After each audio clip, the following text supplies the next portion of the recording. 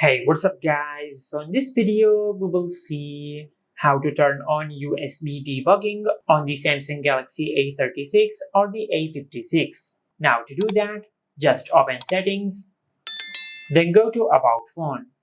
From here, just tap on Software Information, then tap on the build number a few times until you enable developer options. Now just enter your lock screen PIN, then tap on Continue. From here, just select OK. Now once you enable developer options, just go back, then tap on developer options.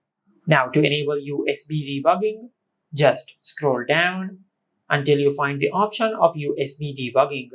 Now as you can see, this option is blocked by auto blocker. Now to disable auto blocker, just go back, then tap on security and privacy. From here, just scroll down and disable auto blocker. Now just tap on use PIN and enter your lock screen PIN. Then select continue. After that, just go back and tap on the developer options. Now from here, if you go back to USB debugging, now from here, as you can see, the USB debugging option is not grayed out. And from here, you can enable or disable USB debugging. Just like that. And this is how you can turn on USB debugging on the Samsung Galaxy A36 or the A56.